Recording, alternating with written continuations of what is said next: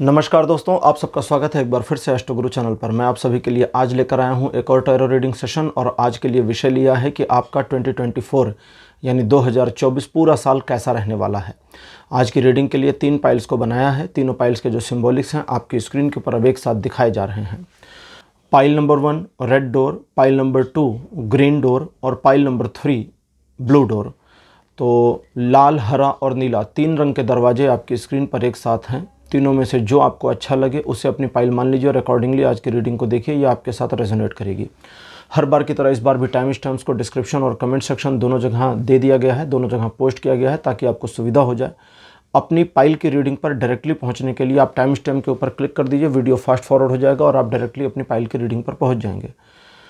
मुझसे जो लोग आज पहली बार जुड़े हैं उन सभी का मैं एस्ट्रो गुरु चैनल पर बहुत बहुत स्वागत करता हूं। आप सभी इस चैनल को सब्सक्राइब जरूर करिए, बेल आइकन को भी प्रेस करिए, क्योंकि जब आप बेल आइकन प्रेस करते हैं तो नए वीडियोस की नोटिफिकेशन आपके मोबाइल फ़ोन पर आनी शुरू हो जाती है। और मेरे रेगुलर व्यूअर्स और सब्सक्राइबर्स, आप सभी के सहयोग और प्यार के लिए बहुत बहुत आभार। आगे बढ़ने से पहले आप सभी को बता दूं कि मैं एक प्रोफेशनल एस्ट्रोलॉजर, एक प्रोफेशनल टैरो रीडर भी हूं। तो आपकी स्क्रीन पर ये नंबर जो आ रहा है इसके ऊपर आप संपर्क कर सकते हैं अगर आपको अपने लिए एक पर्सनल टैरो रीडिंग सेशन चाहिए। ये व्हाट्सएप नंबर है तो इस पर आपको कॉल नहीं करना है, इस पर मैसेज करिए। मैसेज के थ्रू सारी इन्फॉर्मेशन मेरी टीम मेंबर आपको प्रोवाइड करेगी और आपकी हेल्प करेगी मेरे साथ आपके सेशन को बुक करने में। तो चलिए आज की रीडिंग को शुरू करते हैं और आपकी पाइल में मिलते हैं।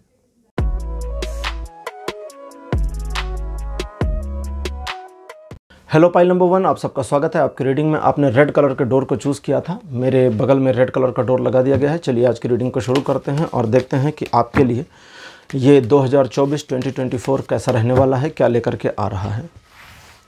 यहाँ आप सबको बता दूं कि हर एक राशियों के लिए 2024 कैसा रहेगा, अलग अलग इस पर 12 रीडिंग्स भी जब आप इस वीडियो को देख रहे हैं या तो मेरे चैनल पर आ चुकी होंगी या फिर आ रही होंगी, मतलब आगे पीछे हो जाएगा, थोड़ा सा पॉसिबिलिटी इसकी है। तो ज़्यादा से ज़्यादा 1 वीक का ही डिले हो सकता है। तो 12 वीडियोस उसके कई सारे शूट्स हो चुके हैं और कुछ 2-4 बाकी हैं और उसे एक एक करके हर एक दिन अपलोड नहीं किया जाएगा, बल्कि एक दिन में ही 12 राशियों के वीडियोस एक साथ अपलोड कर दिए जाएंगे। इस वजह से वो थोड़ा सा डिले हो रहा है। और अगर आप इसको अप्रॉक्सीमेटली 10 जनवरी के बाद ये रीडिंग देख रहे हैं तो अब तक अपलोड हो चुका होगा। डिस्क्रिप्शन में उनके लिंक भी आप चेक कर सकते हैं। चलिए पाइल नंबर 1 आपके लिए रीडिंग शुरू करते हैं। कार्ड नंबर 1 आपके लिए है द स्टार। सेकंड पोजीशन पर आपके लिए जो कार्ड है ये है S of wands. Card number 3 आपके लिए है 9 of coins. Fourth position 7 of cups और अंतिम कार्ड आपके लिए जो अवेलेबल है ये है 10 ऑफ सोर्ड्स। तो आपके लिए 5 कार्ड्स मेरे पास अपीयर हो चुके हैं, ट्रेडिशनल टैरो डेक से। देखते हैं कि आपके लिए 2024 कैसा रहने वाला है। तो पाइल नंबर 1, ये 2024 ये 2024 आपके लिए शुरुआत बहुत अच्छी लेकर के आ रहा है और साल का अंत होगा आपकी एक बहुत बड़ी समस्या के समापन से। तो शुरुआत भी अच्छा दिखता है, अंत भी अच्छा दिखता है। सिचुएशन को समझें। आपने पिछले कुछ समय में जो एक कार्य को करने के लिए छोटी सी प्लानिंग करी थी या कोई बड़ा प्लान भी बनाया होगा, उसमें जो भी डिलेज़ हुए हैं, जो भी चीज़ें पेंडिंग गई हैं, वो पेंडेंसी इस साल ख़त्म हो जाए इसकी पॉसिबिलिटी है।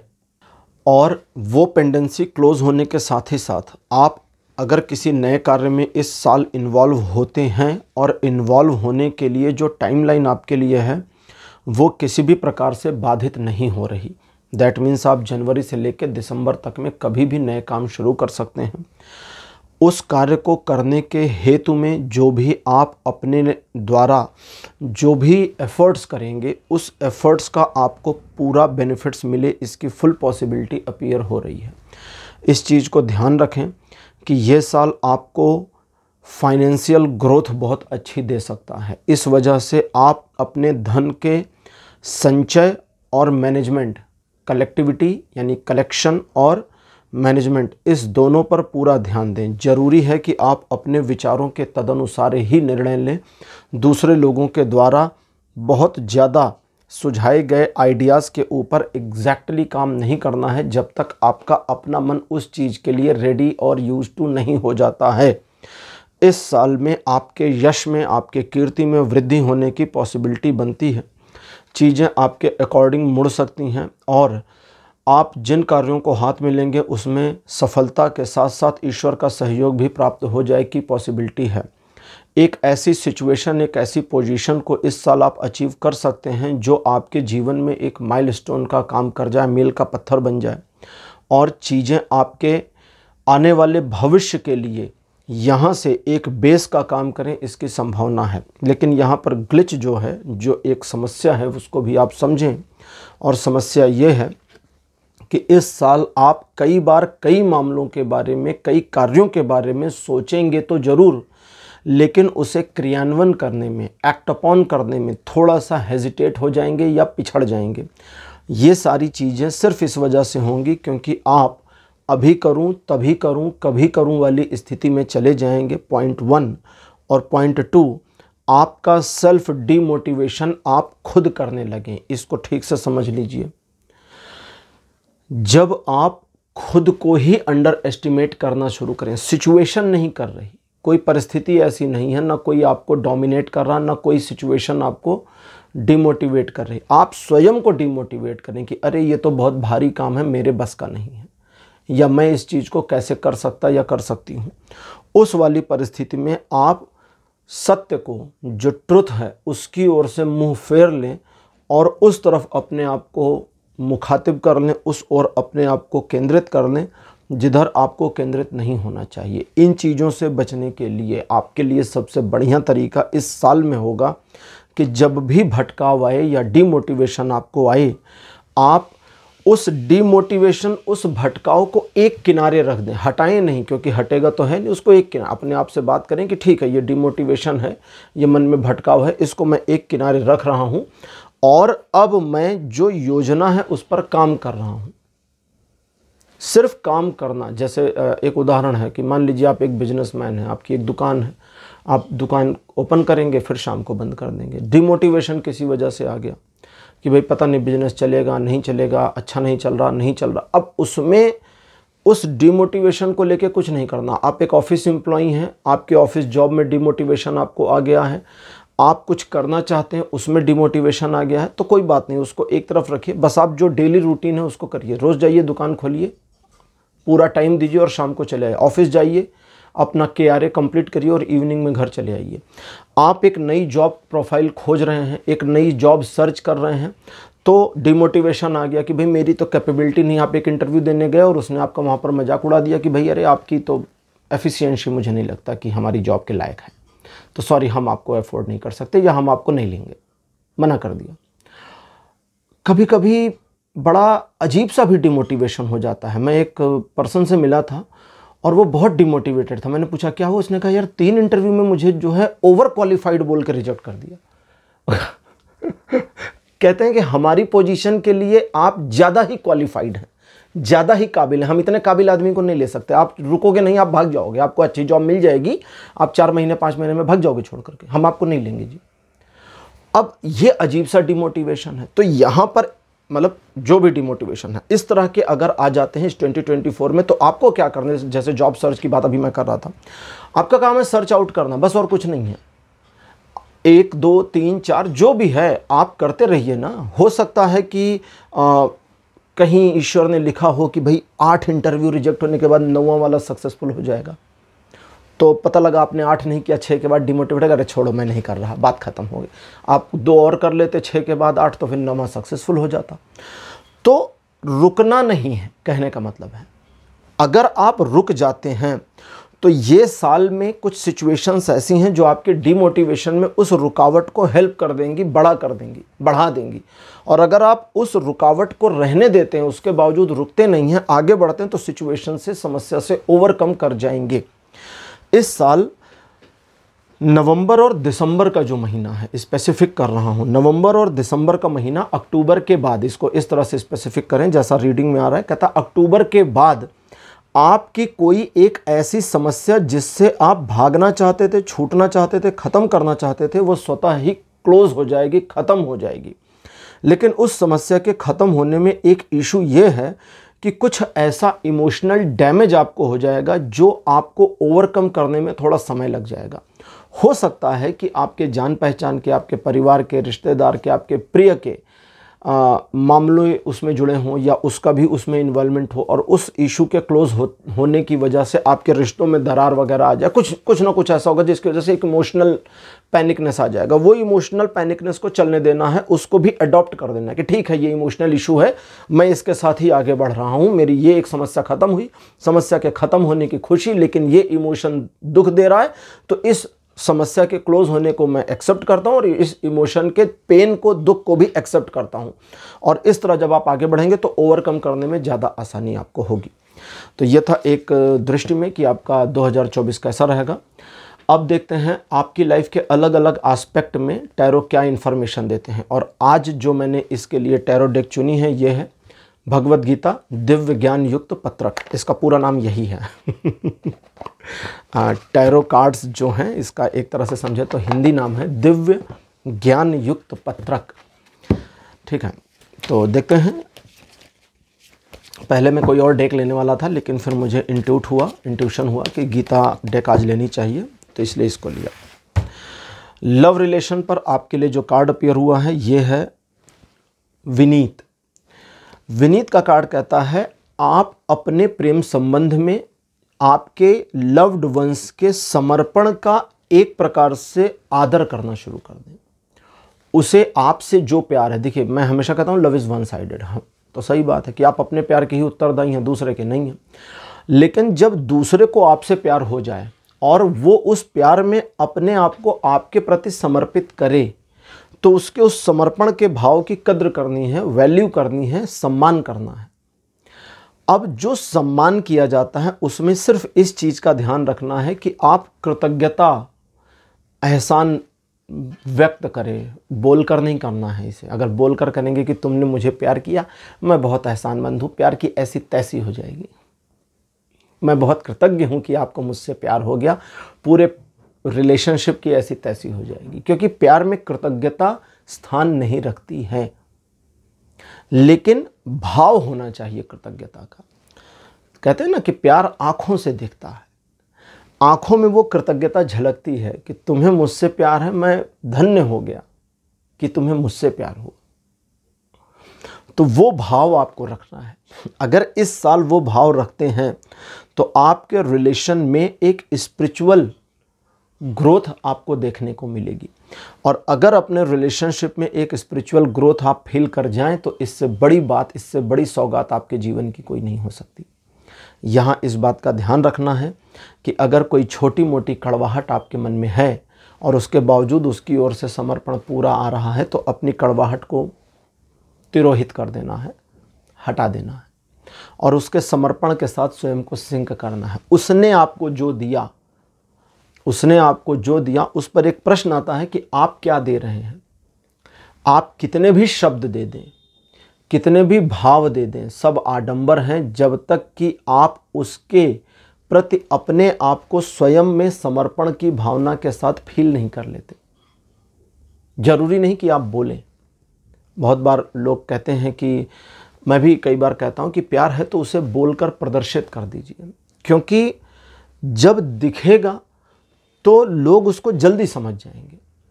लेकिन ये 2024 कहता है कि आपके भाव का दिखाना और उसके भाव का महसूस करना आपके प्यार को, आपके लव रिलेशन को एक स्पिरिचुअल एंटिटी में लेकर चला जाएगा, जो आपके रिलेशन को और इम्प्रूव कर देगा। फैमिली रिलेटेड मैटर्स में आपके लिए जो कार्ड अपीयर हुआ है ये है सत्यनिष्ठ। ये कहता है अपने परिवार से झूठ बोलने की ज़रूरत नहीं। अपने परिवार को किसी भी ऐसी बात के लिए अनअवेयर रखने की ज़रूरत नहीं जो आपके जीवन का एक अहम हिस्सा हो और आपके जीवन को प्रभावित करता हो।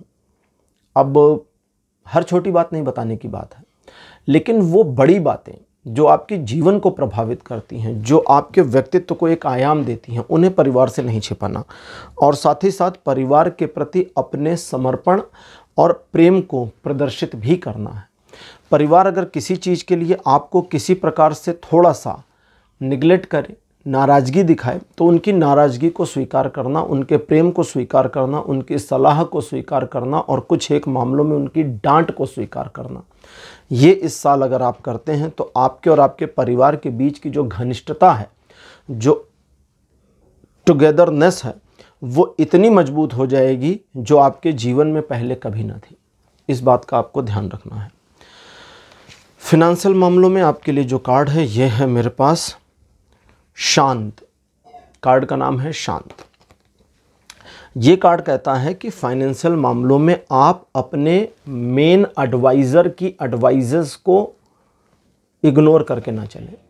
मुख्य एडवाइज़र ज़रूरी नहीं वो कोई प्रोफेशनल हो सकता है आपके पिताजी हो सकता है बहन हो सकता है पत्नी या पति हो, कोई भी हो सकता है, भाई भी हो सकता है, मित्र हो सकता है, सचमुच का एक प्रोफेशनल एडवाइज़र भी हो सकता है। उनकी सलाह को इग्नोर ना करें, यह है पॉइंट 1। और पॉइंट 2, कोई भी ऐसा अनैतिक इन्वेस्टमेंट ना करें जो आपको अपने आप में एक गिल्ट की भावना लेने पर मजबूर कर दे। जुए वगैरह में पैसा मत लगाइएगा। मतलब एक ऐसी जगह पर पैसा नहीं लगाना है जहां लगाने के बाद आपको अपराध की फीलिंग आए। भले वहां मुनाफा हो जाए, भले बढ़िया सा प्रॉफिट आ जाए, या नुकसान हो जाए या नुकसान ना हो, कुछ भी हो जाए, लेकिन भविष्य में आपको अपराध बोध की फीलिंग नहीं आनी चाहिए। इस बात का आप ध्यान रखें। इन चीज़ों के अलावा अगर आप अपने एडवाइज़र की सलाह को आत्मसात करते हैं, आत्मसात करना और मानना दोनों में अंतर है। जब हम किसी की बात को मानते हैं तो अक्षरशः मान लेते हैं। जब हम आत्मसात करते हैं तो उसकी बात को हम सोचते हैं और अपने से निर्णय भी लेते हैं और उसकी बात में अपनी बात को ऐड ऑन करते हैं। तो आत्मसात करना है, समझना है कि वो कितना मेरे हित की बात कर रहे हैं और उसमें से क्या मैं कर सकता हूँ या क्या कर सकती हूँ, और तब उस चीज़ को करिएगा, चीज़ें बेहतर होंगी। इस वर्ष आपके फाइनेंशियल ग्रोथ होने की पॉसिबिलिटीज़ बहुत ज़्यादा हैं। फाइनेंशियल ग्रोथ के मामले में आपके लिए देखिए, मेरा तो बिल्कुल भी मूड नहीं था कि मैं इस तरह का कुछ भी देखूं रीडिंग में, लेकिन ये मेरे को पिन करता चला जा रहा है, इसलिए बताना पड़ेगा। ये कहता है सफ़ेद रंग का इस्तेमाल करिए। मैं बिल्कुल नहीं जानता आप कैसे करेंगे और ना मैं कोई सजेशन दे रहा हूँ। कहता फाइनेंशियल ग्रोथ के लिए सफ़ेद रंग का इस्तेमाल आपके लिए बहुत लाभकारी रहेगा। मैं बिल्कुल रंग पर कोई रीडिंग नहीं करने वाला, ना सजेस्ट करने जा रहा था, बिल्कुल नहीं करने जा रहा था, ना मैं इस तरह के किसी मूड में था। लेकिन ये मैंने 2 बार इग्नोर किया, लेकिन ये बार बार आ रहा है कि सफ़ेद रंग का प्रयोग अगर आप अपनी फाइनेंशियल ग्रोथ के लिए करते हैं तो मेरा जहाँ तक अनुमान है शायद इसको इस तरह करेंगे कि अगर किसी दिन कोई बड़ा इन्वेस्टमेंट करना है या कोई फाइनेंशियल प्रॉपर्टी वगैरह खरीदनी है, कहीं कुछ करना है, तो उस दिन सफ़ेद रंग के कपड़े पहने आप ज़्यादा अच्छा रहेगा। कोशिश करें इस चीज़ की, ठीक है। अब बात करते हैं आपके ऑक्यूपेशन यानी आपके प्रोफेशन की। कार्ड अपीयर हुआ है स्वच्छता का।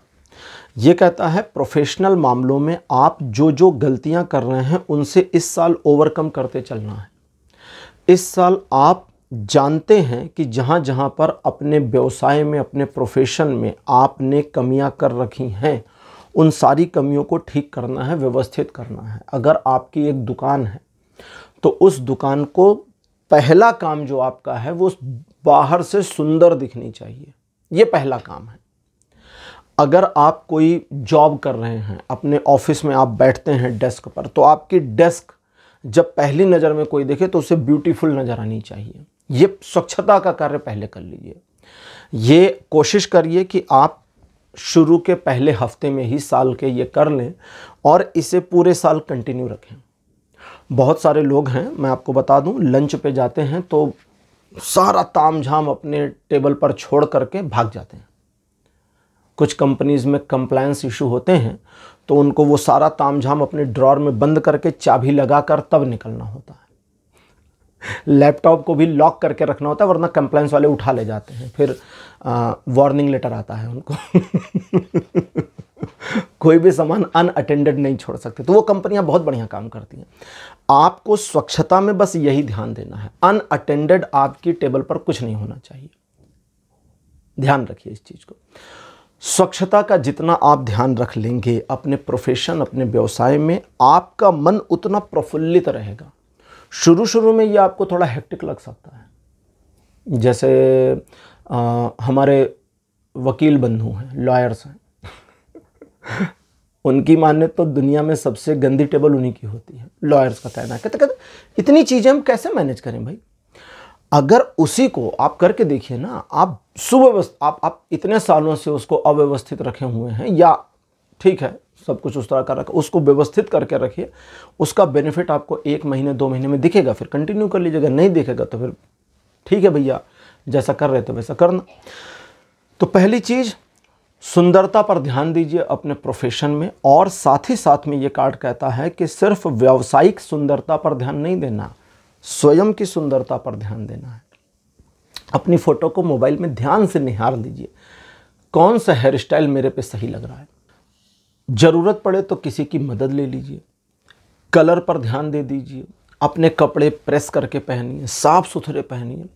इसका इतना बढ़िया बेनिफिट आपको मिलेगा कि आप अपने व्यवसाय में एक सुगंध की तरह से परिलक्षित होते चले जाएंगे। दैट मीन्स कि आपका व्यवसाय खूब तरक्की करेगा, बढ़ेगा और फैलाव में आएगा। एजुकेशन के मामले में कार्ड अपीयर है आसक्ति, आसक्ति, भय तथा क्रोध से मुक्ति। यहाँ पर ये लाइन में कंट्राडिक्शन है। ये कहते हैं आसक्ति और फिर कहते हैं भय और क्रोध से मुक्ति। आसक्ति का मतलब होता है किसी चीज़ के साथ चिपक जाना, कनेक्ट हो जाना, और भय और क्रोध से मुक्ति है से विलग हो जाना। दोनों कंट्राडिक्शन है, विरोधाभासी है। लेकिन जब आप ईश्वर के प्रति अपनी आसक्ति में आते हैं तो क्रोध और भय से मुक्त हो सकते हैं। तो ये कार्ड कहता है कि जब आप ईश्वर के प्रति अपने समर्पण की भाव में आएंगे तो आप क्रोध और भय से मुक्त हो जाएंगे। ये तो ईश्वर की बात थी, लेकिन हमारी रीडिंग चल रही है एजुकेशन। तो आप अपनी एजुकेशन, अपनी शिक्षा के मामले में जब आसक्त हो जाएंगे, बुक वॉर्म बन जाएंगे, किताबी कीड़ा हो जाएंगे, तो उस सब्जेक्ट से, टॉपिक से, विषय से, सिलेबस से डर लगना बंद हो जाएगा और अपने ऊपर गुस्सा आना बंद हो जाएगा कि अरे मेरा समय ख़त्म हो रहा है, मेरा अभी भी सिलेबस बाकी है, टीचर ने मुझे फला चीज़ नहीं पढ़ाई, इंटरनेट पर इंफॉर्मेशन सही नहीं है। अरे भाई किताब को पढ़ो ना, सारी चीज़ तो वहीं से आ रही है। उसको 2 बार 4 बार पढ़ डालो तो चीज़ें निकल आएंगी। उसके साथ कनेक्ट हो जाइए। जैसे भक्त भगवान के साथ जुड़ने की कोशिश करता है, वैसे ही आप अपने सिलेबस, अपने बुक्स के साथ में जुड़ जाइए। और जैसे ही आपका जुड़ाव आ जाता है, आपका सारा प्रॉब्लम रिजॉल्व हो जाएगा एजुकेशन या स्टडी से रिलेटेड मामलों में। इसका ध्यान रखिएगा। ये पूरे 2024 के लिए चल रहा है। ये नहीं कि अभी जनवरी फरवरी में करिए, मार्च में एग्जाम दीजिए, उसके बाद में चद्दर तान के सोइए। नहीं, पूरे 2024 में फिर अगला सत्र जब शुरू होगा तो उसमें भी ये कंटिन्यू करना है। अगर आप कंपटीशन के एग्ज़ाम की तैयारी कर रहे हैं कोई, तो उसमें भी इस चीज़ का ध्यान रखना है। ठीक है, ध्यान रखिएगा। हेल्थ रिलेटेड मामले में आपके लिए जो कार्ड मेरे पास अपीयर हुआ ये है तत्वदर्शी। तत्वदर्शी का जो कार्ड है ये कहता है अपने स्वास्थ्य से संबंधित मामलों में आप अपने आप को देखें कि आप क्या कर रहे हैं और क्या नहीं कर रहे हैं। आप दूसरों को देख के ना चलें कि भाई वो ड्राई फ्रूट खा रहे हैं मैं भी खा लूँ, वो पपीता खा रहे हैं मैं भी खा लूँ, वो खाना नहीं खा रहे हैं मैं भी खाना ना खाऊँ, वो खाली पानी पे जिंदा मैं पानी पे जिंदा। नहीं, ये नहीं करना। आप स्वयं को देखें, तत्वदर्शी। आप सिचुएशन को ऑब्जर्व करें और फिर निर्णय लें, दूसरों को देख करके ना करें। तत्वदर्शी का मतलब होता है जो हर तत्व में ईश्वर को देख रहा है। मैंने कहीं पर एक बार कहा था, आज फिर बता रहा हूँ कि सनातन धर्म कहता है कण कण में ईश्वर है। कहते हैं ना कण कण में भगवान। ये कोई मुहावरा नहीं है, ये सच है। अगर आपको लगता है कि ये सच नहीं तो आप गलत हैं। हर चीज में ईश्वर है, हर एक चीज में, क्योंकि ये दुनिया ईश्वर से आविर्भावित हुई है। भगवान किसी शॉपिंग सेंटर में थोड़ी गए थे 1 किलो यूनिवर्स दे देना भैया, हाँ नहीं गए थे ना। तो ईश्वर ने स्वयं से ही इस ब्रह्मांड को निकाला है। ब्रह्मांड जो ब्रह्म का अंड है, अंड मतलब अंश, जो ब्रह्म मतलब पर ब्रह्म का जो अंश है वही ब्रह्मांड है। पर ब्रह्म से अलग कुछ है ही नहीं। तो हेल्थ के मामले में यह कहता है कि आप अपने सिचुएशन को अकॉर्डिंगली देखें, मैनेज करें, और सिचुएशन को जब अपने अकॉर्डिंगली देखेंगे और दूसरों से कोई कंपैरिजन नहीं करेंगे तो स्वयं में एक प्रकार से इंट्यूट हो जाएंगे कि आपको अपनी हेल्थ से रिलेटेड मामलों में क्या करना है। और चूंकि ये कार्ड स्पिरिचुअलिटी से जुड़ा है तो यहाँ पर ये एक संकेत दे रहा है कि अगर, अब ये जो बता रहा हूँ ये सिर्फ स्पेसिफिक लोगों के लिए है, हालांकि चाहे तो सभी कर सकते हैं, कोई साइड इफ़ेक्ट नहीं है, लेकिन स्पेसिफिक लोगों के लिए अगर आप किसी प्रकार के ऐसे बीमारी से या स्वास्थ्य संबंधी समस्या से जूझ रहे हैं जो आपको पिछले 3 वर्षों से अधिक समय से लगातार परेशान किए हैं, डॉक्टर थक गए हैं, आप थक गए हैं दवाई खा खा करके या अपने शरीर को सुधारने के प्रयास कर करके और सुधार नहीं हो रहा, तो आपको नियमित रूप से भगवान श्री जगन्नाथ की आराधना करनी शुरू करनी चाहिए। भगवान जगन्नाथ, भगवान विष्णु का जगन्नाथ स्वरूप, ठीक है, वो जिसमें उनकी गोल गोल बड़ी बड़ी आंखें हैं, जिसमें उनकी लकड़ी की मूर्ति बनाई जाती है। अगर आपको नहीं पता तो भगवान जगन्नाथ की जो मूर्ति है वो लकड़ी की बनाई जाती है, उसमें बड़ी बड़ी, बहुत बड़ी बड़ी उनकी आंखें और खुली हुई हैं, पलकें नहीं हैं उनकी आंखों पर, क्योंकि भगवान जगन्नाथ माना जाता है कि अपलक दृष्टि से सभी को देखते हैं और आशीर्वाद देते रहते हैं। तो उनकी आराधना नियमित रूप से करनी है। अब नियमित रूप से करने का आसान तरीका क्या है? भगवान जगन्नाथ की एक फ़ोटो ले आइए, घर पे रख लीजिए, थोड़ी सी जानकारी कर लीजिए कि इनकी पूजा के लिए क्या मंत्र हैं, क्या स्तोत्र हैं, इसका पाठ नियमित रूप से करिए। लेकिन इनकी पूजा करने में एक बात का ध्यान रखिएगा कि अगर आप इनकी पूजा कर रहे हैं तो आपका लगातार पूजा करने का टोटल टाइमिंग जो है वो 25 मिनट से ऊपर नहीं होना चाहिए। मैं ये नहीं कह रहा 25 मिनट करिए, आप 5 मिनट करते हैं, 2 मिनट करते हैं, that will enough for you, लेकिन मैक्सिमम टाइम 25 मिनट से ऊपर नहीं होना चाहिए। स्वास्थ्य में लाभ आपको 3 महीने के अंदर मिलना शुरू हो जाएगा। तो पाइल नंबर 1 ये थी आपकी आज की रीडिंग। आज की रीडिंग आपको कैसी लगी? अपने एक्सपीरियंस, अपने अनुभव कमेंट सेक्शन में ज़रूर लिखिएगा। इस वीडियो को लाइक करिए, शेयर करिए और चैनल को सब्सक्राइब करना मत भूलिएगा। अगले वीडियो में आपसे फिर मिलूँगा, तब तक के लिए बाय बाय।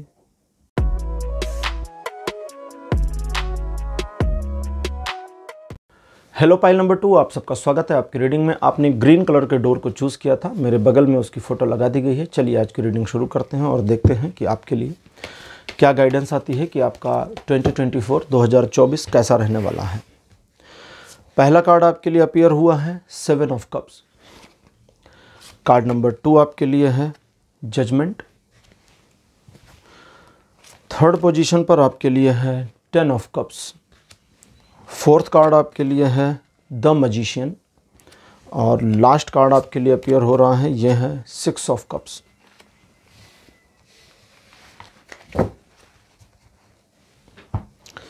तो मेरे पास 5 कार्ड्स आ गए हैं। ये 2024 आपकी महत्वाकांक्षाओं को उड़ान देने वाला है। इस साल आप महत्वाकांक्षी होकर अगर किसी कार्य में लगते हैं तो उस कार्य में संलग्न होने, इन्वॉल्व होने की पॉसिबिलिटी और इन्वॉल्वमेंट के साथ चीज़ों को आगे बढ़ाने की पॉसिबिलिटी के साथ चीज़ों को कंप्लीट करने तक ले जाने की संभावना आपकी बनेगी। लेकिन 2 बातों का आपको ध्यान रखना होगा। सबसे पहला, आप किसी एक मामले को लेकर, किसी एक परिपाटी को लेकर के, एक सोच को लेकर रिजिट नहीं होंगे। आपने कोई एक प्लान बना लिया कि मेरा प्लान ए है और इस ए प्लान पर काम करके मुझे ये काम करना है और पूरा करते करते करते करते कंप्लीट करना है, सक्सेस होना है। बीच में अचानक आपको पता चलता है कि प्लान ए वर्क नहीं करेगा, तो आप अपने माइंड को सोचने पर लगाएं और देखें कि क्या प्लान ए से प्लान बी की ओर शिफ्ट होने की पॉसिबिलिटी है, और अगर कोई प्लान बी नहीं तो क्या कोई प्लान बी हो सकता है, कोई बाईपास रूट हो सकता है। अगर इधर का रास्ता बंद हो गया तो अब ये थोड़ी कि उधर का रास्ता बंद हो गया तो फिर सब तोड़ते फोड़ते निकल जाएंगे, है ना। तारा सिंह तो है नहीं ना, सब तोड़ डालूंगा फोड़ डालूंगा। तो कहता है कि आप रिजिट नहीं होंगे, ये कोशिश करिएगा, ये करना है आपको। और अगर आप रिजिट नहीं होंगे तो परिवर्तनशीलता के प्रभाव से आप अपनी योजना में जरूरी परिवर्तनों को सही समय पर करते हुए अपने कार्य की कंप्लीटनेस तक, संपूर्णता तक पहुंच जाएंगे। लेकिन साथ ही ये भी कहता है कि आवश्यक नहीं कि हर व्यक्ति के लिए अपनी योजना में परिवर्तन करने की ज़रूरत पड़े। आपकी योजना सही चल रही, काम सही चल रहा, बिल्कुल फ़ायदा दिख रहा है, काम कंप्लीट हो जाएगा, तो फिर बदलने काम नहीं है ना कि वो सर ने बता दिया था भैया बदल ही डालो, नहीं, फिर नहीं बदलना। और मन में जो भटकाव आपके हैं, मन में एक भटकाव भी रहेगा साथ ही साथ में। भटकाव में सबसे बड़ा भटकाव आपको ये फील होगा कि आप अपनी कैपेबिलिटी पर क्वेश्चन करते रहेंगे। फील होगा कि ये चीज़ें हो तो रही हैं, बट यार इसको करने के लिए मैं उतना कैपेबल नहीं हूं। तो ईश्वर को धन्यवाद देना है कि हे ईश्वर, आपने जो कैपेबिलिटी मेरे में दी, या आप जो कार्य मेरे हाथों से कर रहे हैं उसके लिए थैंक यू। ठीक है। भगवान कृष्ण गीता में कहते हैं ना, कहते हैं पांडवों में मैं अर्जुन हूं, तो तू ये मत मान कि तू लड़ेगा, मैं ही लड़ूंगा तुम्हारे रूप में। रथ तनिक नहीं चलता है, बस मैं ही आगे बढ़ता हूं। कृष्ण कहते हैं रथ नहीं चलता तनिक भी, एक सेंटीमीटर भी रथ आगे नहीं जाता पार्थ, बस मैं आगे बढ़ता हूं, क्योंकि ये रथ भी मैं ही, हर एक चीज मैं हूं। तुम मुझसे अलग करके कुछ देख ही नहीं सकते, कुछ भी नहीं देख सकते। और इस बात को विज्ञान भैरव तंत्र में भगवान शिव ने अलग ढंग से कही है। उन्होंने कहा, हे देवी, प्रत्येक आभास सीमित है और सर्वशक्तिमान में विलीन हो रहा है। सीमित मतलब हर चीज अपनी लिमिटेशन में है, हर एक चीज खत्म हो जाएगी, सब कुछ नष्ट होगा, और ये नष्ट होने की प्रक्रिया चल रही है, क्योंकि सब मुझ में ही विलीन हो रहा है, सर्वशक्तिमान में आ रहा है, समाहित हो रहा है, और कहीं नहीं जा रहा ना। भगवान के अलावा कहाँ जाएगा? तो भटकाव जो मन में आएगा वो आपको अपने आप में डिमोटिवेट कर सकता है। इस वजह से आप अपने टारगेट के ऊपर बने रहें। भटकाव को एक तरफ कर दें, हाँ ठीक है, मन में भटकाव आ गया, डिस्टर्बेंस चल रही, वो ठीक है, तुम बने रहो भैया, भगाइए मत उस भटकाव को। बोले ठीक है, तुम अपने मेरे मन में एक कोना पकड़ लो, लेकिन ये जो काम मैंने ठान रखा ये ऐसे ही होगा। उस भटकाव के बावजूद मन भटक रहा है, भटकने दो, ठीक है, तो चीज़ें बेहतर होंगी। इस साल अक्टूबर के महीने में एक बड़ी उपलब्धि आपको हासिल हो जाए, इसकी पॉसिबिलिटी भी बन रही है। साथ ही साथ हाँ जी, 10वां महीना ही दिखा रहा है, कहता 10वें महीने में आपको एक ऐसी उपलब्धि मिलेगी जो आपके जीवन को परिवर्तित करेगी। एक टर्न आपके लाइफ में आएगा, वो टर्न आपको और इम्प्रूव और एम्पावर करेगा, जिसकी वजह से आप एबल होंगे, आप सक्षम होंगे दूसरों के जीवन में परिवर्तन को करने के लिए। और इस साल में चीज़ें जिस तरह से बदलेंगी उसके हिसाब से पॉजिटिव और फेवर में सब कुछ दिखता तो है, लेकिन एक इमोशनल लैक नज़र आता है। अब चीज़ें अलग पे जा रही हैं। जहाँ इमोशंस का मामला है वहाँ आपको ऐसा लगेगा कि दूसरा व्यक्ति, मेरा प्यार, मेरी प्रेमिका, मेरा प्रेमी, मेरा जो हस्बैंड है या वाइफ है, ये मुझे उतना नहीं समझ पा रहे, और उनकी समझ में कमजोरी की वजह से या उनके मेरे भावों को पढ़ पाने की कमी की वजह से आपको एक कमी फील होगी, आपको क्षोभ यानी थोड़ा सा गुस्सा फील होगा। इस चीज़ को शो आउट नहीं करना है, क्योंकि जितना आप शो करेंगे उतना और खुद में निराश होते जाएंगे। आपको इस चीज़ को एज इट इज़ स्वीकार कर लेना है कि ठीक है, इसकी इतना ही समझ में आएगा। मेरा 100% का प्यार इसको 60% समझ में आ रहा, तो भी इसको 60% समझ में आएगा। इसको वो 40% कभी समझ में आ नहीं सकता। मान लीजिए उसकी कमी को मान लीजिए, स्वीकार कर लीजिए, फिर आप ओवरकम कर जाएंगे। और उसकी ओर से जो समर्पण की भावना आप में है, उसमें भी आपको कुछ कमियां, कुछ लैक्स दिखेंगे। और जब ये लैक आपको नज़र आए तो फिर आपको मेरे उस आइडियोलॉजी पर जाना है कि प्यार तो एक तरफा होता है। वो 50% करे, 100% करे, 70 करे, 170% करे, ये उसकी समस्या। हम क्या करें? हमारा प्यार जैसा है वैसा है, हम अपने प्यार के लिए रिस्पॉन्सिबल है ना। वो हमको प्यार करे ना करे उसकी problem, why should I bother. और साथ ही साथ कई सारे मामलों को इस साल मैनेज करने में आप कामयाब होते जाएंगे। अब ये जो बता रहा हूँ ये बिल्कुल अलग है जो अभी तक बताया उन सबसे। जनवरी से लेकर दिसंबर तक आप में ये कैपेबिलिटी होगी, जहां आप अगर चाहेंगे, कंडीशन कहता है अगर आप चाहेंगे तो, अगर आप नहीं चाहेंगे तो अपनी इस क्षमता को भूल जाएंगे, अनअवेयरनेस आ जाएगी। और अगर आप चाहेंगे तो सिचुएशन को मोल्ड करने, मैनेज करने में आप अपनी काबिलियत का इस्तेमाल करके सक्सेसफुल हो जाएंगे। तो ये था एक ग्लैंस में, एक नज़र में, एक दृष्टि में कि आपका 2024 कैसा रहेगा। अब ओरेकल कार्ड लेते हैं जानने के लिए कि जीवन के अलग अलग एस्पेक्ट में, अलग अलग परिप्रेक्ष्य में क्या रहने वाला है आपके लिए। और आज के ओरेकल डेक है भगवद गीता दिव्य ज्ञान युक्त पत्रक। नॉर्मली हम टैरो बोलते हैं, ठीक है। और ये जो टैरो है इसकी हिंदी मीनिंग मुझे इससे मिली मैंने कभी सोचा भी नहीं था हिंदी मीनिंग के बारे में, सच में मैं इतना नहीं दिमाग लगाया था मैंने। तो ये है दिव्य ज्ञान युक्त पत्रक, और इससे बेहतर मीनिंग मुझे नहीं लगता है टैरो की। आपको पता होगा तो कमेंट में बताइएगा।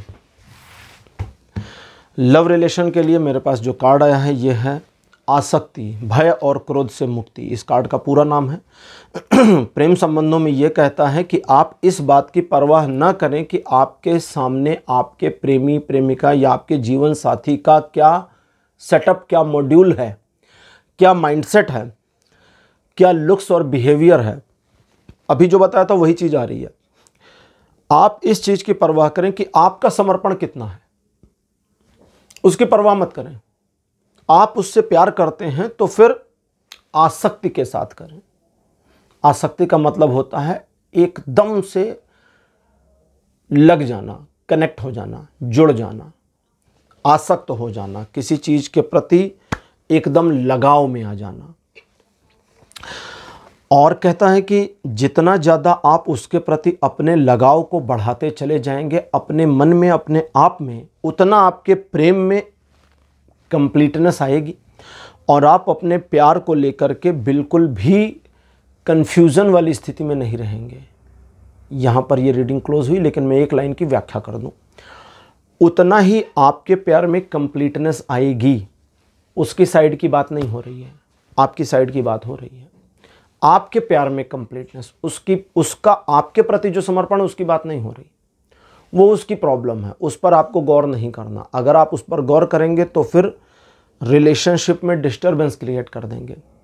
आप अपने वाले को साधिए, उधर वाला अपने आप सध जाएगा। फैमिली रिलेटेड मैटर्स में कार्ड अपीयर हुआ है अहिंसा। अहिंसा का कार्ड कहता है कि फैमिली मैटर्स में आप अपने परिवार के उन सदस्यों के बातों को सुने जो आपसे समझदार ज़्यादा हैं। उम्र में नहीं, समझदार ज़्यादा हैं।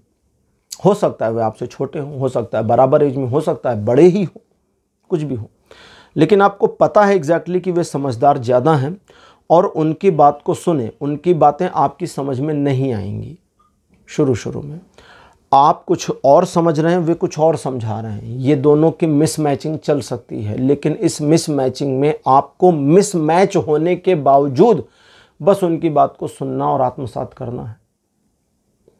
क्योंकि अगर आप उनकी बातों को सुनते हैं, आत्मसात करते हैं और उनकी बातों को थोड़ा सा वैल्यू देकर मान लेते हैं तो बहुत कुछ परिवर्तित हो जाएगा आपके परिवार के साथ, अपने संबंधों में। और अगर कोई चीज़ आपको कंफ्यूज कर रही है तो आप उनको बताएं कि यहाँ हम कंफ्यूज हैं, हमें तो समझ में ही नहीं आ रहा ये वाला मामला। इसको एक्सप्लेन करिए, हेल्प करिए मेरी। गुस्सा होकर मत कहिएगा, इत्मीनान से कहिए। महर्षि वाल्मीकि के जीवन की घटना है कि जब नारद मुनि उनको सही मार्ग दिखाने आए। नारद मुनि महर्षि वाल्मीकि के गुरु माने जाते हैं। तो किंवदंतियाँ यानी कहानियाँ, दंत कथाएँ कहती हैं कि उन्होंने कहा मैं कैसे करूँ, मुझे तो कुछ आता ही नहीं, मैं तो पढ़ाई लिखा नहीं, मेरे को तो कुछ भी नहीं पता। तो उन्होंने उनको नारायण के नाम बताए, भगवान विष्णु के मंत्र बताए। बोले ये तो बहुत कठिन है, इतना हो नहीं सकता। तो भगवान विष्णु के 1000 नामों में एक नाम है राम। अगर आपको नहीं पता तो जाने। जैसे एक मंत्र है ना, ओम नमो भगवते वासुदेवाय। कई लोगों ने मुझसे भी पूछा, कई बार लोग कंफ्यूज हो जाते हैं कि ये भगवान कृष्ण के पिता का नाम था वासुदेव, फिर हम उनका मंत्र क्यों जपते हैं। ये उनका मंत्र नहीं है। भगवान कृष्ण के पिता का नाम जो वासुदेव है वो भगवान विष्णु के 1000 नामों में से रखा गया। वासुदेव उनके 1000 नामों में से एक है, कृष्ण उनके 1000 नामों में से एक है, राम उनके 1000 नामों में से एक है। तभी तो पहले परशुराम थे, उनका नाम राम था, परशुराम नहीं था। आप ये भी जान लें, राम नाम के 2 व्यक्ति हुए हैं जिनको हम भगवान मानते, एक परशुराम जी और एक राम जी। परशुराम जी का नाम भी राम था। उनके मम्मी पापा ने उनका नाम परशुराम थोड़ी ना रखा था, उनका नाम रखा था राम। वे परशु लेकर घूमते थे, फरसा लेकर के। परशु मतलब फरसा, तो परशु लेकर घूमने वाले परशुराम हो गए। ठीक है। तो वाल्मीकि जी की बात कर रहा था। जब नारद जी देख लिए, समझ गए कि बिल्कुल भी इसकी समझ में कुछ नहीं आने वाला, मूढ़मती है। मूढ़मती मतलब बुद्धू टाइप का पर्सन।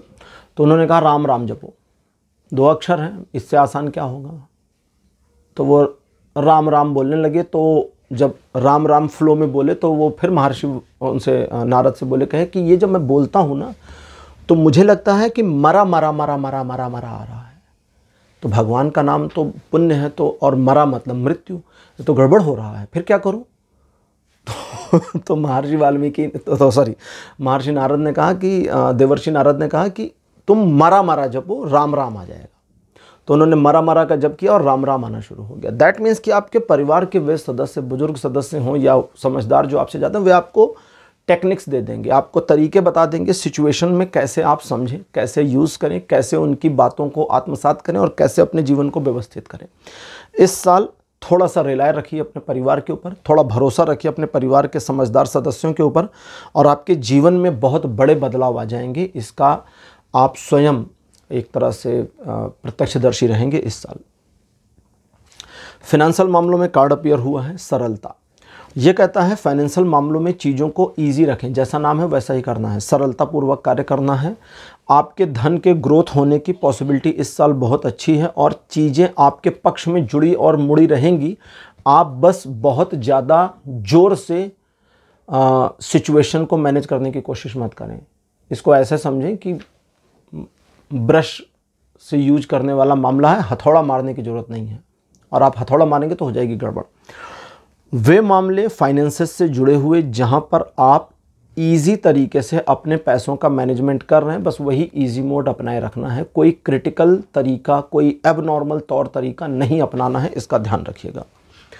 ऑक्यूपेशन से जुड़े मामलों में कार्ड अपीयर हुआ है दान। दान का अर्थ दान होता है, दान का अर्थ दान देना होता है।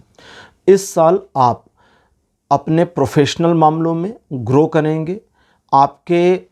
आपकी पोजीशन इस तरह बढ़ेगी कि दूसरे लोग आपको अप्रिशिएट करें, एडमायर करें, और सिचुएशन आपके मैनेजमेंट में और आपके नियंत्रण में इस वर्ष रहेगी। लेकिन जैसा कि कार्ड कहता है कि जब आप अपने प्रोफेशन, अपने व्यवसाय से जुड़े लोगों के प्रति अपने आप को एक पॉजिटिविटी में रखेंगे तो ग्रो ज़्यादा करेंगे। वे चाहे आपके एम्प्लॉय हों, चाहे आपके कलीग हों, चाहे आपके क्लाइंट्स क्यों ना हों, उनके प्रति एक सद्भावना रखें, अक्खड़पन ना रखें, ईजनेस रखें, और वो ईजनेस आपके बिजनेस को ग्रो करने में सपोर्ट करेगी। अगर आप किसी मंदिर में दर्शन इत्यादि के लिए जाते हैं, देखिए एक होता है कि हमारे आस पड़ोस के मंदिर में हम अक्सर जाते रहते हैं, और एक होता है किसी स्पेसिफिक मंदिर में हम कभी कभार जाते हैं। आस पड़ोस के मंदिर में जाएं तो थोड़े मोड़े, और स्पेसिफिक मंदिर में जाएं तो एक मन में प्रण करके थोड़ा दान करें। देखिए मैंने प्रण करने को कहा, मैं यहाँ ना रुपए की बात कर रहा, ना रुपए के वैल्यू की बात कर रहा कि कितना। प्रण करके एक अलग बात होती है। जब हम आस पड़ोस के मंदिर में जाते हैं तो हमारी जेब में जो होता है वो वहाँ दान पेटी में डाल देते हैं, या घर से लेकर चले जाते हैं कभी कभी कुछ फुटकर वुटकर।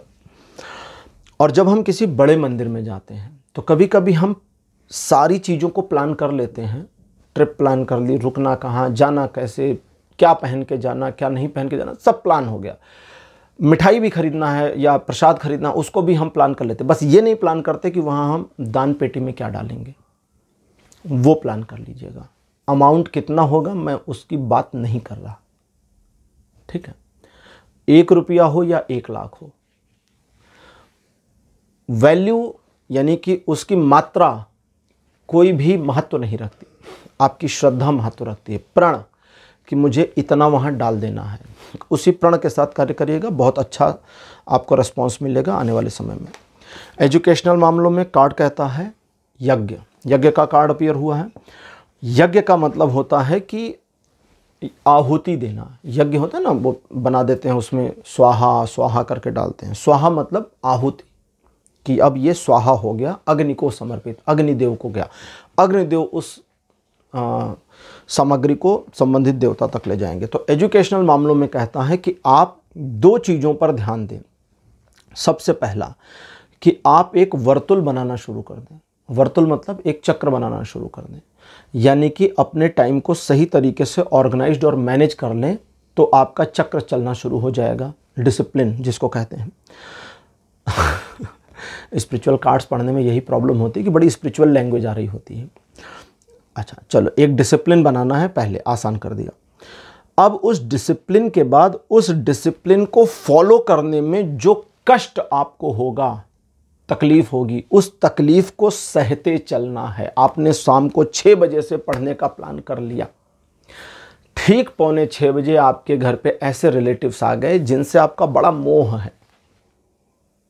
5:45 बजे गर्लफ्रेंड का फ़ोन आ गया कि आ जाओ डियर, मिलना है तुमसे फला रेस्टोरेंट में। उसको बता देना है कि भाई 6 बजे से मेरा पढ़ने का टाइम है, आज नहीं, तुमने गलत टाइम पे फ़ोन कर दिया। कष्ट होगा, सही। वो रिश्तेदार आ गए, वो मित्र आ गए घर पे, 15 मिनट बैठी और बताइए 6 बज गए, मेरा पढ़ाई का समय हो गया, अब मैं जा रहा हूँ। अरे हम आए हैं, बोलो नहीं, मैं डिसिप्लिन नहीं तोड़ सकता, चाहे जो हो जाए, डिसिप्लिन टूटेगा नहीं। डिसिप्लिन को खाली 2 केस में तोड़ा जाता है। 2 सिचुएशन बता देता हूँ। ये दोनों चीज़ें मैं बता रहा हूँ, कार्ड से नहीं आ रही हैं, ठीक है, तो मैं उसको भी क्लियर कर दे रहा हूँ कि मैं बता रहा हूँ। डिसिप्लिन तोड़ दिया जाता है पहला, जब आप बीमार हो तो बीमारी में डिसिप्लिन फॉलो नहीं किया जाएगा, ठीक है, छूट है। दूसरा, जब आप घर पे ना हो, अपने स्थान पे ना हो, कहीं और गए हों। अब ये तो हो गया, लेकिन ये दूसरे वाले में ना लोग गोची करते हैं, मतलब चोरी कर लेते हैं। कैसे? अब आपको पता है मुझे 6 बजे पढ़ना है, अब आप निशाना लगा के 5 बजे निकल जाओ मार्केट और वापस आओ 9 बजे रात को, तब तो गड़बड़ कर दी ना आपने। आप किसी वजह से नहीं हैं अपने घर पर, मीन्स अपनी सिटी से बाहर हैं, रिश्तेदारी में चले गए, कहीं किसी वजह से आउट ऑफ स्टेशन है तो, और अगर अपने ही शहर में हैं, बाहर कहीं हैं, तो आपकी जो पढ़ाई का समय है एजुकेशन में, आपके स्टडी में, उस टाइम तक घर पे वापस आ जाइए और समय का अनुपालन करिए। हेल्थ रिलेटेड मैटर में कार्ड आपके लिए अपीयर हुआ है दक्ष। दक्ष का कार्ड कहता है कि आप अपनी क्षमता को पहचानें कि स्वास्थ्य से संबंधित मामलों में आप कितने कैपेबल हैं और आप अपनी उस कैपेबिलिटी का कैसे यूज नहीं कर रहे। और अगर आप अपनी कैपेबिलिटीज़ को यूज नहीं करेंगे तो हेल्थ रिलेटेड मैटर्स में सफलता नहीं मिलेगी। इसको समझिए। आप खाना पूर्ति करेंगे, हेल्थ में सफलता नहीं मिलेगी।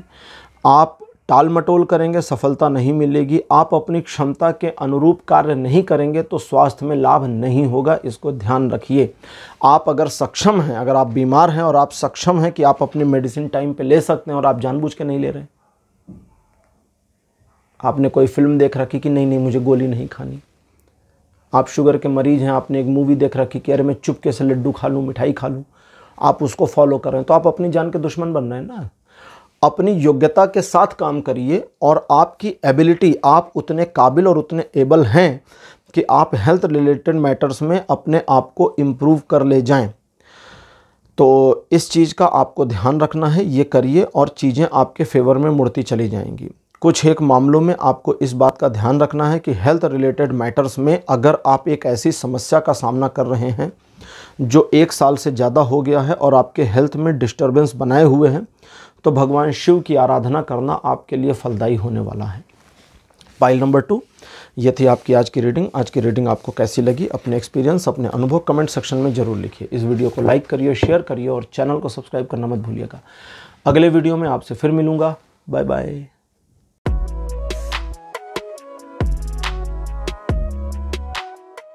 हेलो पाइल नंबर 3, आप सबका स्वागत है आपकी रीडिंग में। आपने ब्लू कलर के डोर को चूज़ किया था, मेरे बगल में ब्लू कलर का डोर लगा दिया गया है। चलिए आज की रीडिंग को शुरू करते हैं और देखते हैं आपके लिए क्या इन्फॉर्मेशन आती है टैरो से कि आपका 2024 कैसा रहने वाला है, 2024 कैसा रहेगा। कार्ड नंबर 1 आपके लिए अपीयर हुआ है द डेविल। सेकंड पोजीशन पर आपके लिए है 3 ऑफ सॉर्ड्स।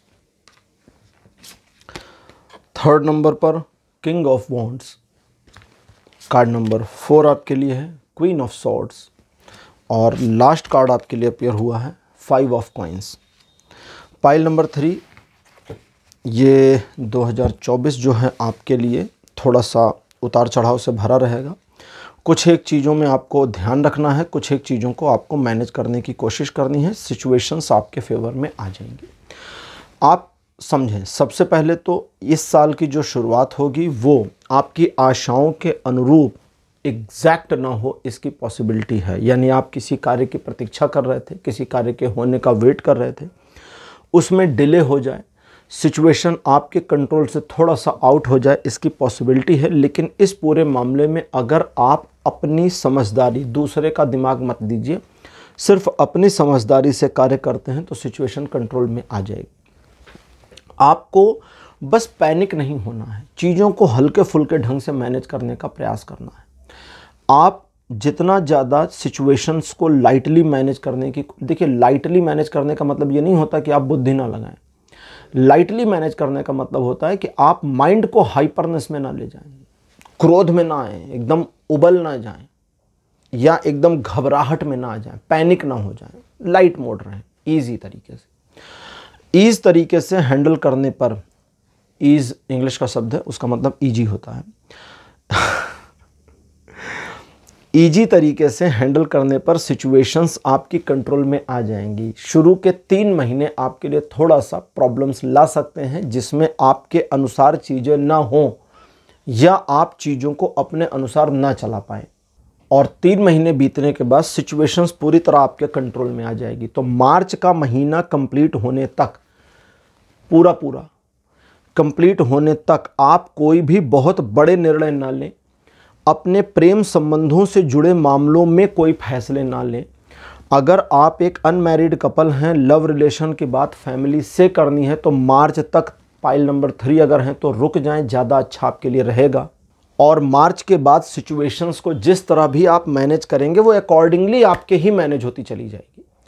लेकिन इस मार्च का महीना बीतने के बाद, या समझें तो मार्च का महीना आते आते तक आप थोड़ा सा नाराज़ हो जाएं, थोड़ा गुस्सा आ जाए आपको, इसकी पॉसिबिलिटी है।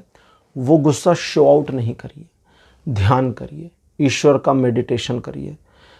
ईश्वर का ध्यान, ईश्वर का मेडिटेशन का मतलब जब आंखें बंद करिए तो भगवान की छवि को देखिए।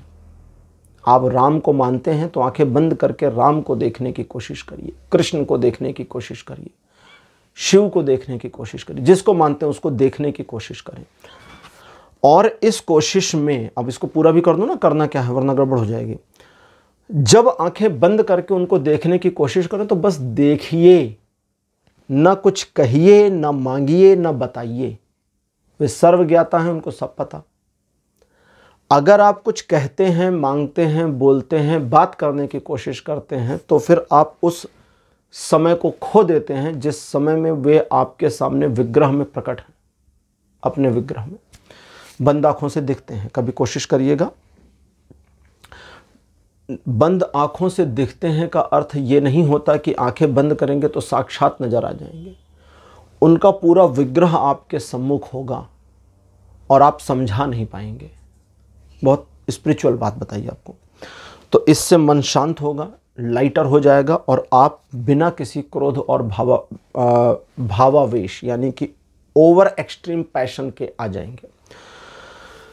इस साल मई का महीना आपके लिए थोड़ी समस्याएं ला सकता है, इसलिए मई के महीने में, स्पेशली 1 महीने मई में, आप किसी भी बड़ी डीलिंग को ना करें। पैसों के लेन देन से जुड़े मामलों में सावधान रहें। उसके बाद चीज़ें आपके लिए वापस ठीक और फेवर में दिखती हैं। इस साल आप जिन कार्यों में एक ऐसी सिचुएशन चाहते थे जहां नियंत्रण आपके पास रहे, उसकी पॉसिबिलिटी भी दिखती है। और वे मामले जहां पर आपको किसी तरह का कोई निर्णय लेना है या लेना था या लेना रहेगा फ्यूचर में 2024 में, तो वे मामलों में आप एक सही डिसीजन लेने में कामयाब हो जाएंगे।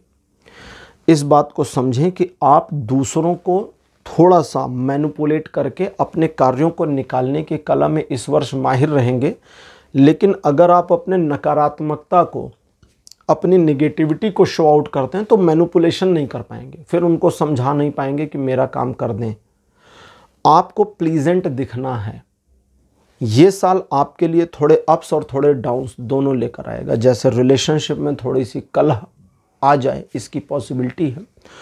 उस कलह से बचने के लिए आप अपनी साइड से कलह शुरू ना करें, अपनी साइड से चीज़ों को डिस्टर्ब ना करें, बस अपनी साइड का रोक लीजिए, उधर का रुक जाएगा।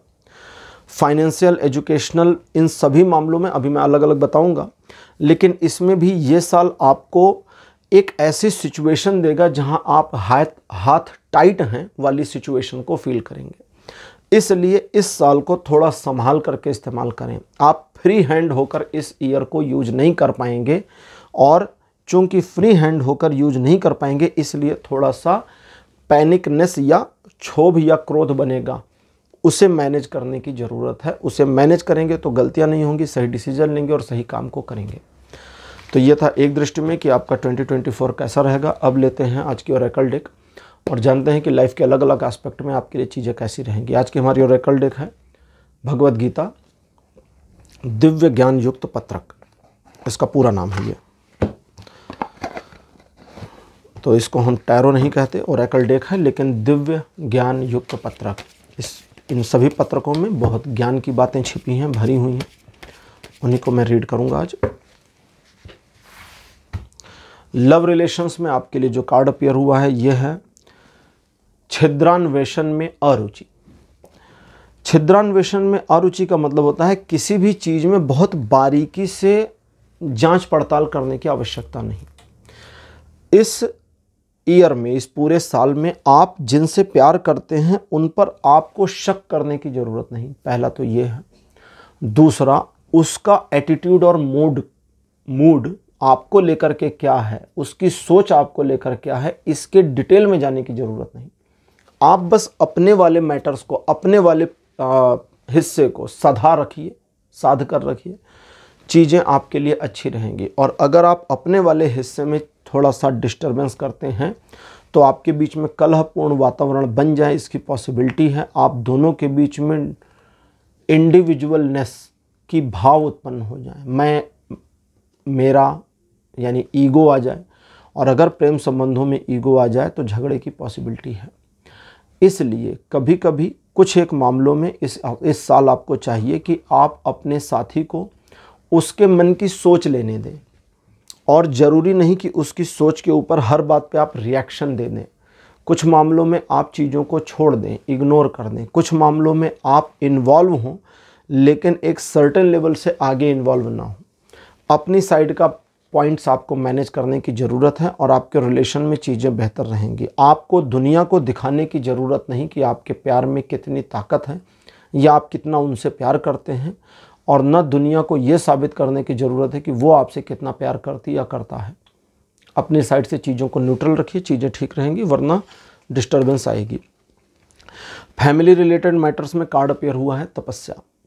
तपस्या का कार्ड कहता है कि पारिवारिक मामलों में एक दूसरे का सहयोग बना करके चलना, एक दूसरे को सहयोग देना, एक दूसरे के साथ कदम ताल मिलाकर चलना आपके रिलेशन को और आपके परिवार को एक बनाकर रखेगा। लेकिन अगर आप अपनी राह अलग और वो अपनी राह अलग चलेंगे तो गड़बड़ हो जाएगा, परिवार टूटेगा। नॉर्मली परिवार ऐसे ही टूट जाते हैं जब लोग अपनी अपनी राह चलना शुरू करते हैं। इस साल आपको इस बात का भी ध्यान रखना है कि सिचुएशन आपके जीवन में कितनी भी पॉजिटिव या निगेटिव हो, आपको दोष परिवार को नहीं देना है।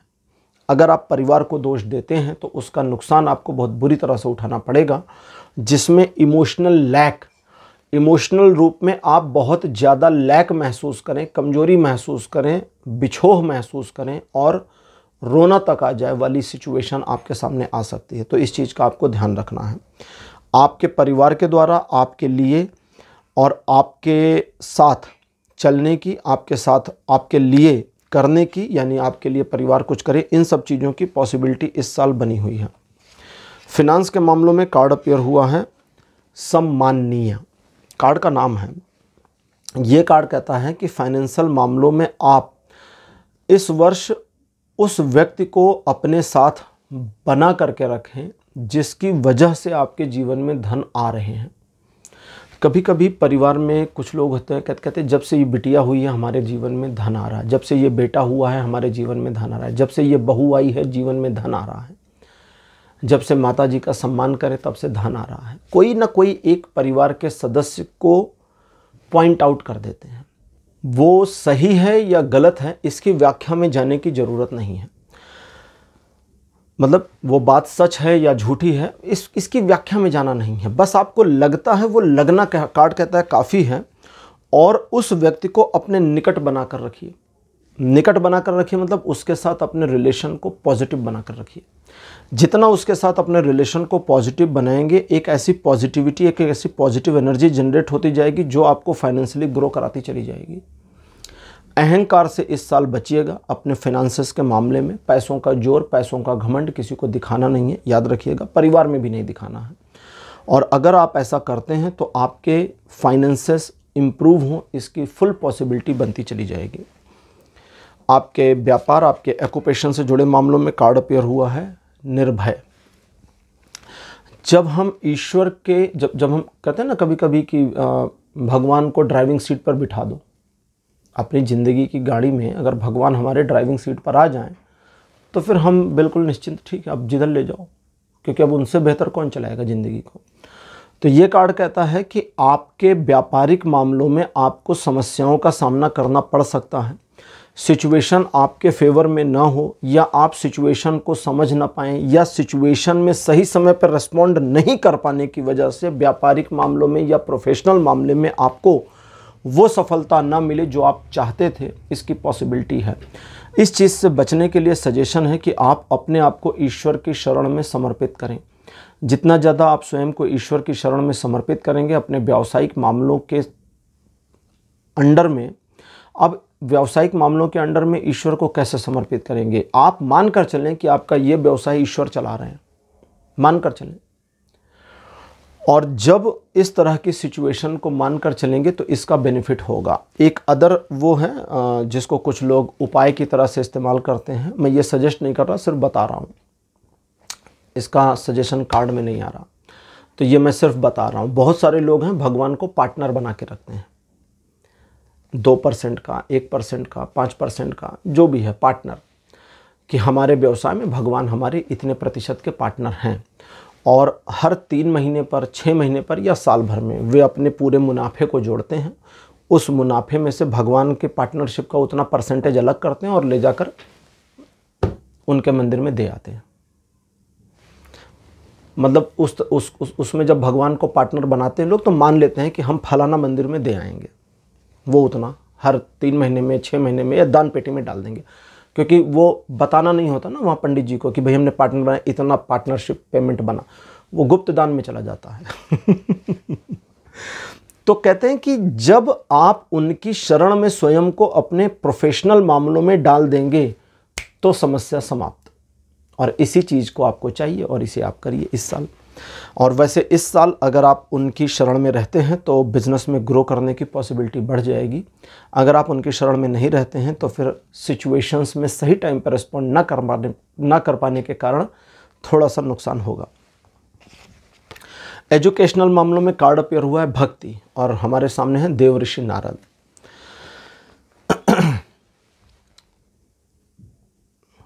अब क्या ही कहना, बस नाम ही काफ़ी है, देवर्षि नारद। देवर्षि नारद, देखिए टीवी सीरियल में देवर्षि नारद का जो चरित्र, जो स्वरूप दिखाया जाता है वो गलत है। वो उनके मल्टी डायमेंशनल कैरेक्टर में से एक है। जैसे किसी व्यक्ति में बहुत सारी प्रतिभाएं हैं, उन प्रतिभाओं में एक प्रतिभा है कि दूसरों तक कुछ जरूरी बातें पहुंचाना, क्योंकि उससे घटनाक्रम बदलते हैं और उन घटनाक्रमों से कई नई घटनाएं घटित होती हैं जिससे बहुत कुछ अलग होता है। ठीक है, तो उस वजह से देवर्षि नारद कई बार इधर उधर समाचार पहुंचा देते थे, क्योंकि उससे घटनाएं बदल रही होती थी। और देवर्षि नारद हमेशा मुस्कुराते रहते थे। देवर्षि नारद नारायण, नारायण मतलब भगवान का नाम, भगवान विष्णु का नाम नारायण है। तो नारायण, नारायण का अर्थ होता है जो जल में निवास करते हैं, क्षीर सागर में निवास करने वाले। नार, नार मतलब क्षीर सागर, नार, और आयन मतलब होता है रहना, नारायण, तो उनका नाम जपते हैं। लेकिन देवर्षि नारद देवताओं के ऋषि हैं। अब इतने से समझें कि उनकी पोजीशन कितनी उच्च हो गई। दूसरा, वे बहुतों के गुरु रहे। भक्त प्रहलाद के गुरु थे वे, भक्त ध्रुव के गुरु थे वे, और वाल्मीकि ऋषि थे, उनके भी गुरु थे ये। नारद जी ने भक्ति सूत्र साहित्य की रचना करी थी, जो भक्ति के साहित्य में विशिष्ट स्थान रखता है। अगर आपके घर पे नारद पुराण है तो उसको देखिएगा, उसको कभी पढ़ने की कोशिश करिए। उसमें कितनी ज्ञान की बातें हैं, आप कंफ्यूज हो जाएंगे, आप परेशान हो जाएंगे, करिए इतना ज्ञान इसमें भरा था, हमको पता ही नहीं था। देव ऋषि नारद ज्योतिष के शुरुआती 8 आचार्यों में से एक हैं। महर्षि नारद के सूत्रों को अभी भी डिकोड नहीं किया गया है, उसका डिकोड नहीं हो पाया अभी भी।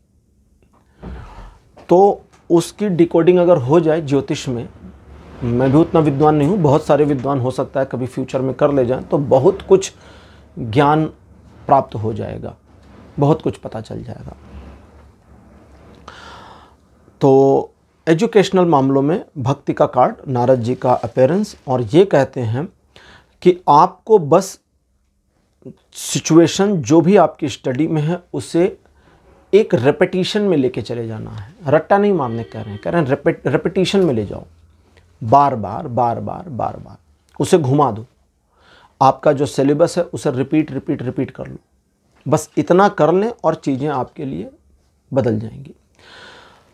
शिक्षा, एजुकेशन, स्टडी, आपकी तैयारी के मामले में आप बहुत लाइट मोड वे में, बहुत हल्के फुल्के ढंग से बस अपने पूरे कोर्स को रोटेट करते चले जाएं कई बार, और बस चीज़ें आपके पक्ष में मुड़ जाएंगी। यही इसका सार है आज का।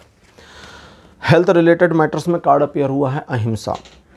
अहिंसा का कार्ड कहता है, पहली चीज़, अगर आप किसी प्रकार की ऐसी बीमारी से जूझ रहे हैं जिसके बारे में आप कंफ्यूज, घर वाले कंफ्यूज, आपका डॉक्टर कंफ्यूज, तो फिर अगर गलती से भी आप किसी भी तरह का नॉनवेज ले रहे हैं तो उसे बंद कर दें। पहला कार्यक्रम ये, नॉनवेज में अंडा भी आता है, ठीक है, सब कुछ बंद। अगर आप नॉन वेजिटेरियन नहीं हैं, वेजिटेरियन हैं, तो भगवान विष्णु की भक्ति करना आपके लिए लाभकारी रहेगा, दूसरी बात। तीसरी बात ये कि आप अपने स्वास्थ्य संबंधित मामले में अपने आप को डिसिप्लिन कर लीजिए, क्योंकि इनडिसिप्लिन वे अपनाकर आपके स्वास्थ्य में इस साल में सुधार नहीं आएगा, या जो आप अपेक्षा कर रहे हैं वो नहीं होगा। और आपकी अपेक्षा आप जानते हैं किस तरह की है, और उस अपेक्षा के ऊपर अपने आप को डालना, अपने आप को लाना आपकी ड्यूटी, आपकी रिस्पॉन्सिबिलिटी है, इसे करिए।